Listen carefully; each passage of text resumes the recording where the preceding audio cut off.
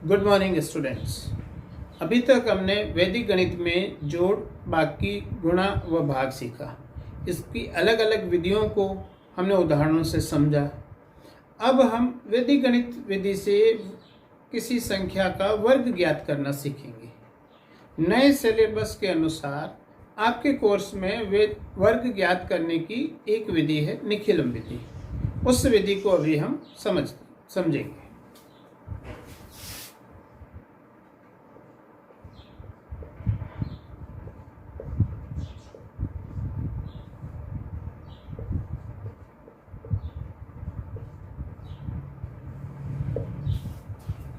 निखिलम विधि से जैसा हमने गुणा किया था, उसमें आधार और उपाधार दो स्थितियां थी, तो वर्ग ज्ञात करने में भी आधार और उपाधार दो स्थितियां होगी। अब अगर संख्याएं आधार के नजदीक हैं तो उनका वर्ग ज्ञात करने का सूत्र क्या है, उसको देखें।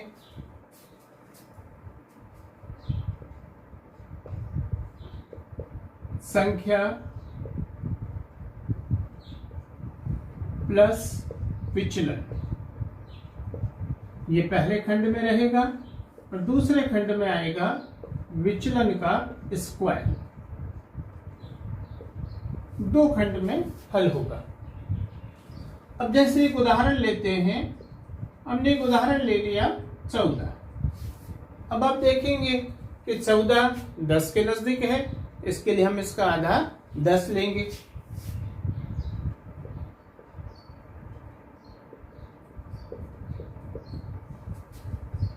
तो ये 14 का विचलन प्राप्त होगा 4।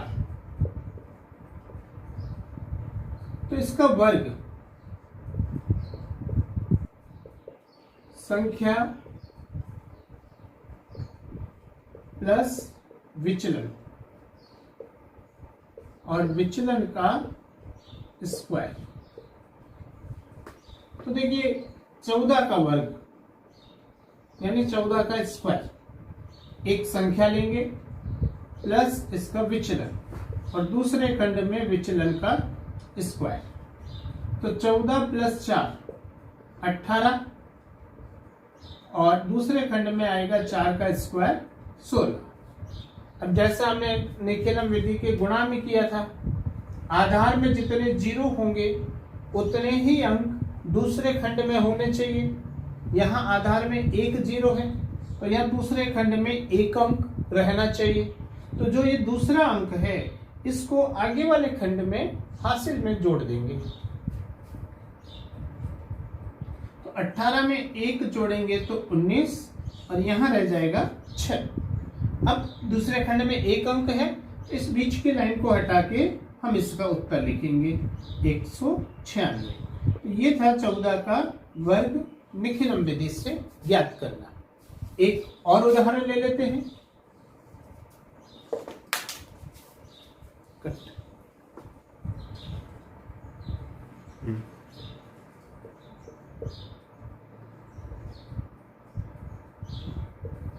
देखिए 160 के लिए आधार 100 है, तो इसका विचलन कितना होगा?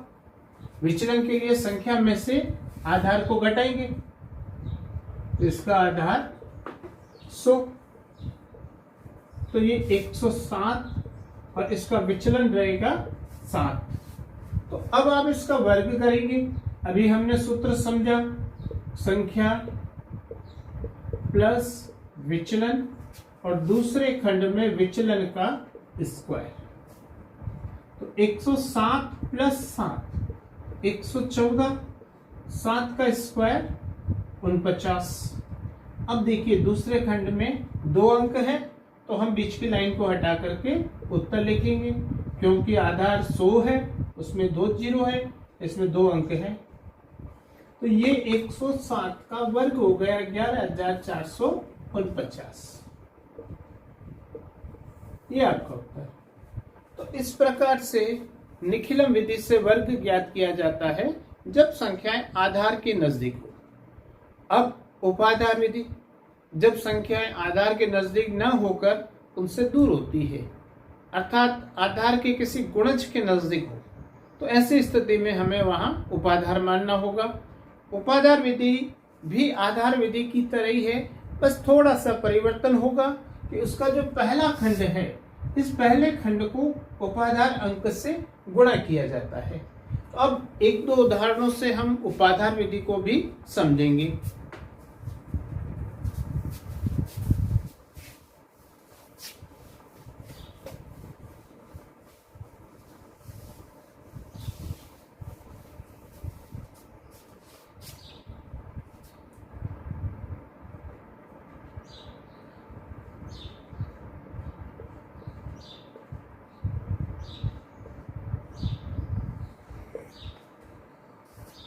इसके लिए वर्ग का सूत्र रहेगा उपाधार अंक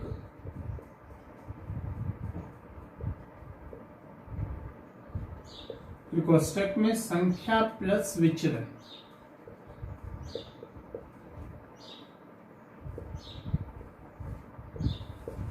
दूसरे खंड में रहेगा विचलन का स्क्वायर।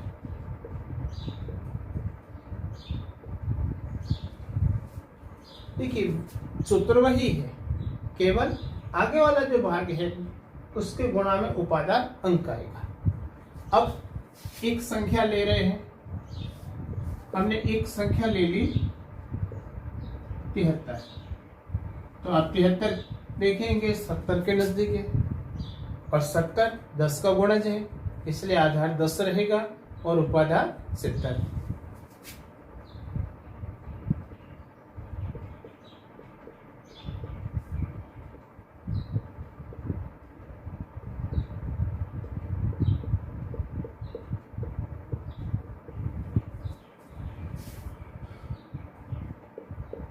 अब इसका विचलन देखिए, 73 का विचलन रहेगा 3, क्योंकि इसका विचलन उपाधार के सापेक्ष ज्ञात करेंगे। अब इसका वर्ग, 73 का वर्ग। देखिए सबसे पहले उपाधार अंक। उपाधार अंक के बारे में मैंने आपको पहले जानकारी दी थी कि आधार का जिस संख्या से गुणा कर उपाधार ज्ञात किया जाता है वह संख्या उपाधार अंक कहलाती है। यहाँ हमने आधार 10 का 7 से गुणा करके उपाधार 70 प्राप्त किया, तो ये जो 7 है ये हमारा उपाधार अंक है। तो उपाधार अंक यानी कि 7 और फिर संख्या प्लस विचलन। संख्या है 73 और विचलन है 3 और दूसरे खंड में आएगा विचलन का स्क्वायर। तो 7 गुणा 73 प्लस 3 76 गुणा 3 का स्क्वायर 9। अब 7 का गुणा 76 से करेंगे 532 और यहाँ पर पीछे है 9।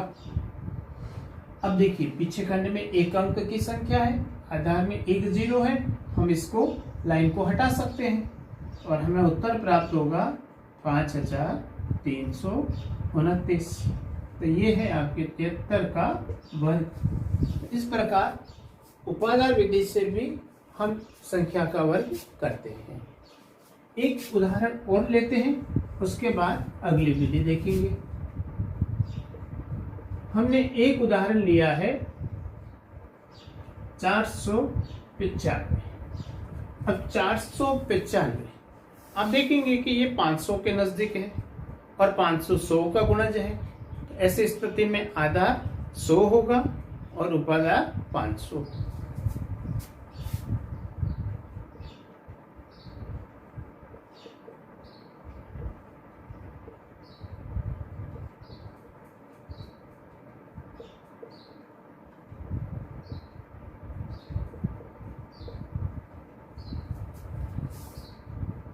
495 का 500 के सापेक्ष विचलन देखेंगे तो वो -5 होगा। अब इसका वर्ग 495 का वर्ग, तो जैसा सूत्र है सबसे पहले उपाधार अंक, फिर ब्रैकेट में संख्या प्लस विचलन और दूसरे खंड में विचलन का स्क्वायर। तो आप देखेंगे उपाधार अंक हमने आधार को 5 से गुणा किया, यानी कि यहाँ पर उपाधार अंक 5 संख्या प्लस विचलन, विचलन -5 है और दूसरे खंड में विचलन का स्क्वायर, तो 5 गुणा 490 और 5 का स्क्वायर 25। 5 का 490 से जब गुणा करेंगे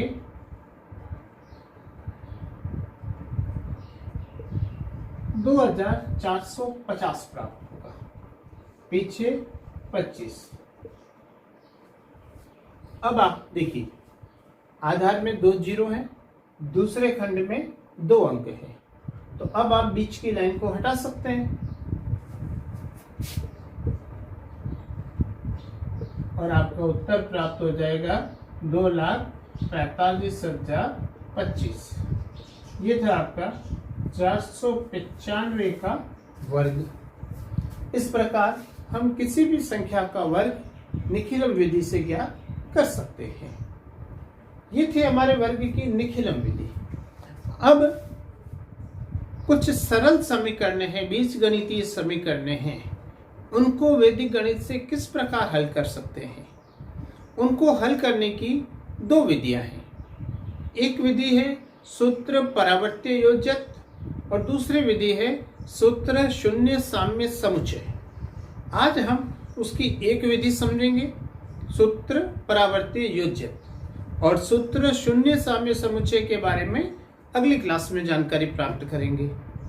तो सूत्र परावर्त्य योजक से समीकरणों को कैसे हल करते हैं इसको समझना। तो सूत्र परावर्त्य योजक में हल करने की 4 स्थितियां हैं। तो यदि हमारी समीकरण की स्थिति इन चारों में से कोई एक प्रकार की होगी तो उसको हम मौखिक हल कर सकते हैं। अब वो स्थितियां क्या है, उनको हल करने का सूत्र क्या है, इन सभी को हम कुछ सरल उदाहरणों से समझेंगे।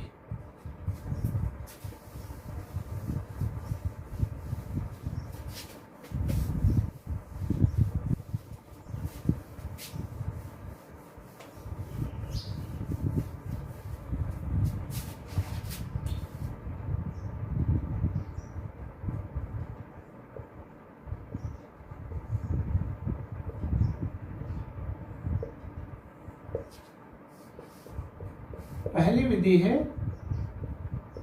सूत्र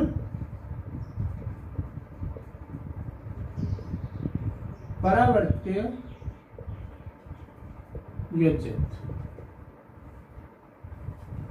सूत्र परावर्त्य योजक से हल करने में हमारी 4 स्थितियां आती है मुख्य रूप से, कि समीकरण अगर इन 4 स्थितियों के रूप में होगा तो उनको हल करने के लिए एक सीधा सूत्र है जिससे हम इनका उत्तर मौखिक प्राप्त कर सकते हैं। जैसे पहली स्थिति है जिसको हम अनुप्रयोग 1 कहते हैं।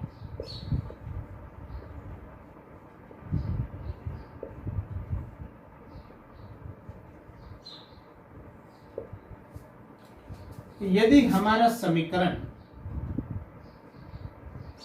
ax प्लस बी बराबर cx प्लस डी इस रूप में दिया हुआ है तो उसका हल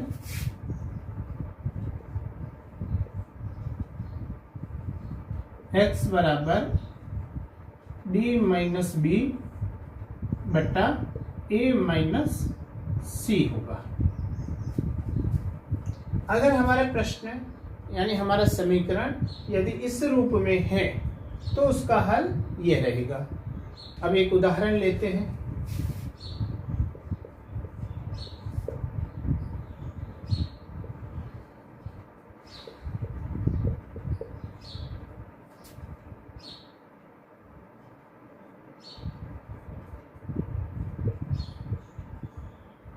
देखिए 2x प्लस 5 बराबर 3x प्लस 2। अब ये प्रश्न इस रूप में है क्योंकि अगर हम दोनों रूपों की तुलना करें तो पहले ax यहाँ 2x यानी कि a का मान कितना हो गया 2, फिर है प्लस b यहाँ है प्लस 5 तो b का मान हो जाएगा 5। फिर है सी एक्स, यहाँ है 3x, यानी सी का मान 3। और फिर है प्लस डी, और यहाँ है प्लस 2, तो डी का मान हो जाएगा 2। इस प्रकार ए बी सी और डी 4 मान प्राप्त किए। अब इन मानों को सूत्र में रखेंगे। तो हमारा सूत्र था डी माइनस बी बटा ए माइनस सी। तो डी का मान है 2, बी का मान है 5, तो 2 माइनस 5 बटा ए माइनस सी। तो ए का मान है 2, सी का मान है 3। तो 2 में से अगर हम 5 घटाते हैं तो -3 आएगा, और 2 में से 3 घटाएंगे तो -1 आएगा। माइनस से माइनस काट सकते हैं, क्योंकि माइनस में माइनस का भाग देते हैं तो प्लस में उत्तर आता है। अब 3 में 1 का भाग देंगे तो 3। तो इस समीकरण का हल हो गया x बराबर 3। इस प्रकार पहली स्थिति से हम समीकरणों को हल करते हैं। यदि समीकरण हमारे इस स्थिति के रूप में होंगे तो उसका हल करने का सूत्र रहेगा ये। अब अनुप्रयोग 2।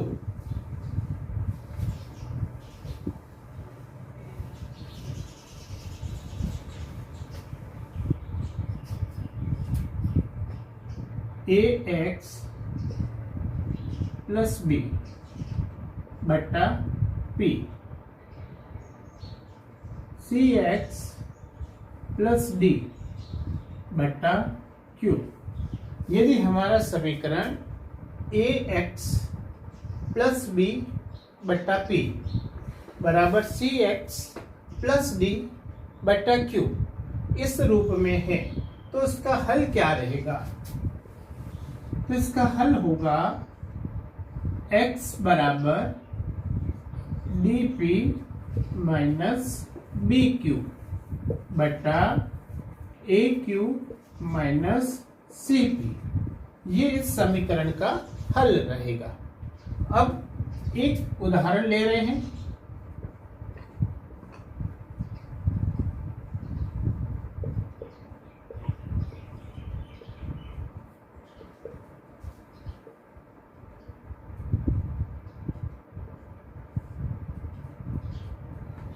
तीन एक्स प्लस 5 बटा 4, 2x प्लस 1 बटा 5।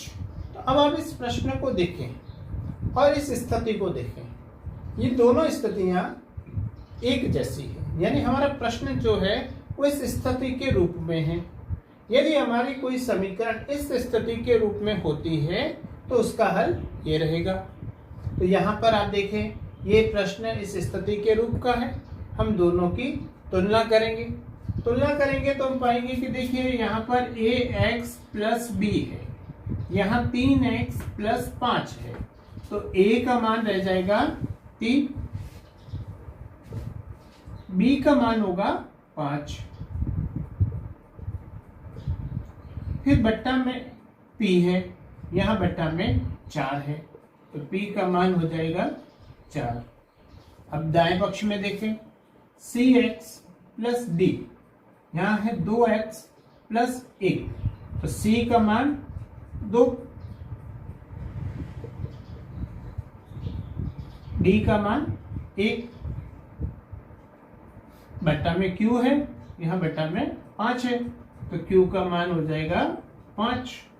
अब इन सभी मानों को सूत्र में रखें, क्योंकि इस स्थिति में हल करने का सूत्र है dp माइनस बी क्यू बटा A Q minus C P. अब इस सूत्र के अंदर इन सभी मानों को रख करके हल करेंगे। dp, तो आप देखिए d का मान 1 है और p का मान 4 है, तो dp यानी कि d इंटू पी का मान, तो 1 इंटू 4 माइनस बी क्यू, तो b का मान 5, q का भी 5, बट्टा में a क्यू, तो a का मान 3, Q का मान 5 माइनस CP, C का मान 2, P का 4, तो 2 इंटू 4। अब इसको हल करना है, तो 4 का 1 से गुणा करने पर 4, 5 का 5 से गुणा करेंगे 25, बट्टा में 3 का 5 से 15, माइनस 4 का 2 से 8।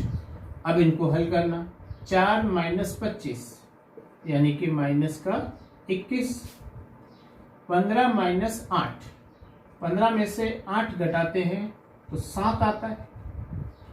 अब 7 का भाग अगर 21 में जा रहा है तो हम इसका भाग दे देंगे, -3 उत्तर प्राप्त होगा। और यदि किसी स्थिति में यहाँ 7 की बजाय 8 है तो ये उत्तर में हम भिन्न के रूप में लिख सकते हैं। अगर भाग जाए तो देना है, नहीं तो हम इसको भिन्न के रूप में उत्तर छोड़ सकते हैं। तो ये हो गया इन स्थिति से दूसरी स्थिति से समीकरण को हल करना। अब तीसरा अनुप्रयोग,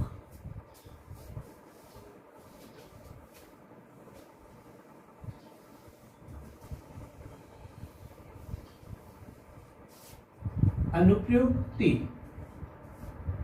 अगर हमारा प्रश्न, हमारी समीकरण x plus A X plus B बराबर x प्लस सी एक्स प्लस डी इस रूप में है, तो इसका हल क्या होगा? तो इसका हल होगा x बराबर C D minus A B बटा A plus B minus C minus D. ये एक स्थिति है कि x plus A X plus B, दो ब्रैकेट है और बराबर में दाएं पक्ष में भी दो ब्रैकेट होंगे, x प्लस सी एक्स प्लस डी। तो ऐसे स्थिति में इसका हल ये रहेगा। तो अब आप एक उदाहरण से इस स्थिति को समझिए। हमने एक उदाहरण लिया है x प्लस 3 x प्लस 2 बराबर x माइनस 4 x माइनस 5।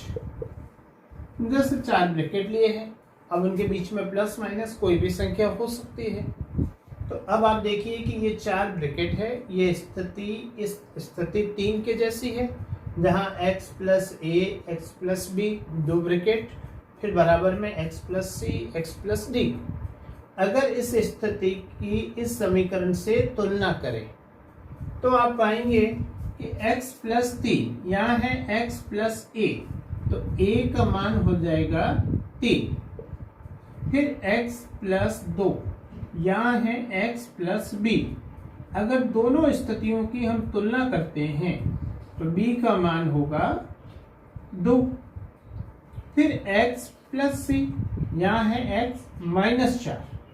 अब माइनस हमारी स्थिति में नहीं है तो ये माइनस का मान इस संख्या के साथ रहेगा, अर्थात c का मान -4 होगा। और x प्लस डी यहाँ है x माइनस 5, तो d का मान हो जाएगा -5। अब इन सभी मानों को इस सूत्र में रखेंगे तो हमें हल प्राप्त होगा। तो हमारा हल होगा x बराबर C D minus A B बट्टा A plus B minus C minus D. तो माइनस सी गुणा ये सी गुणा डी, तो सी का मान -4 गुणा -5, ये सी गुणा डी। फिर माइनस ए बी, तो ए का मान है 3 और बी का मान है 2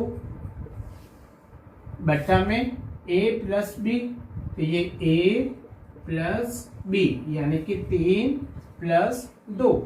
फिर है माइनस सी, तो ये माइनस सी का मान -4 है तो इसको -4 लेंगे।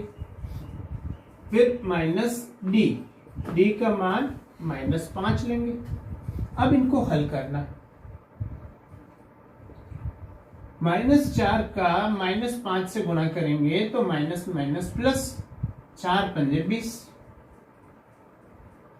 फिर 3 दूनी 6, 3 प्लस का है, 2 प्लस का है। अब यहाँ पर ब्रैकेट के बाहर माइनस है, ब्रैकेट के अंदर माइनस है, तो माइनस का माइनस से गुणा करेंगे तो प्लस हो जाएगा। ऐसे ही यहाँ पर भी माइनस माइनस प्लस 5, तो 20 माइनस 6 14 बटा में 3 प्लस 2 5 और 5 10, 10 और 4 14। तो आप देखेंगे कि इनका योग भी 14 आया। 14 में 14 का भाग 1 बार जाता है, तो ये x का मान 1, ये हमारा हल रहेगा। ये थी हमारी स्थिति 3, अनुप्रयोग 3। अब हमारा अंतिम अनुप्रयोग 4।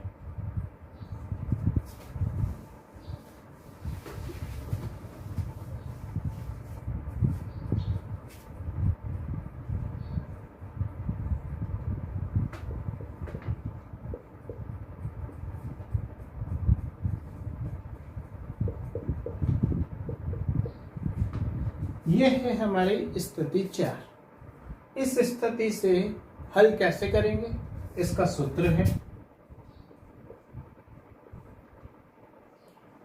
x बराबर माइनस MB प्लस NA बटा M प्लस N। अगर हमारा प्रश्न M बटा x plus A plus N बटा x प्लस B बराबर 0 इस रूप में है, तो उसका हल रहेगा माइनस, माइनस पूरे पद के आगे है MB प्लस NA बटा M प्लस N। अब एक उदाहरण ले रहे हैं।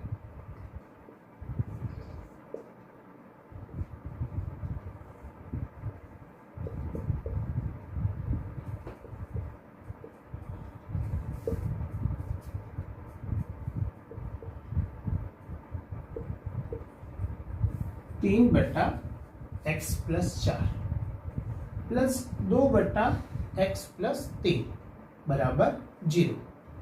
अब इस समीकरण की अगर हम हमारी मानक स्थिति से तुलना करें तो आप देखेंगे कि m बटा एक्स प्लस ए यहाँ है 3 बटा एक्स प्लस 4, तो यहाँ m का मान 3 होगा और a का मान 4 होगा। फिर n बटा x प्लस बी यहाँ है 2 बटा x प्लस 3, तो n की जगह 2 है यानी n का मान 2 है और b का मान 3 है। अब ये a b m n चारों मान हमने मानक रूप से तुलना करके ज्ञात किए। अब इन मानों को सूत्र में रखेंगे और इसको हल करेंगे। तो इसका सूत्र है माइनस MB प्लस NA बटा M प्लस N, यानी कि माइनस MB, M का मान है 3, B का मान भी 3, MB प्लस NA, N का मान 2, A का मान 4 बटा M प्लस N, तो 3 प्लस 2। अब इसको हल करना है, तो 3 का 3 से गुणा करेंगे 9, 2 का 4 से गुणा करेंगे 8 बट्टा में 3 प्लस 2 5, तो 8 प्लस 9 17, बाहर माइनस है तो माइनस के 17 बट्टा 5।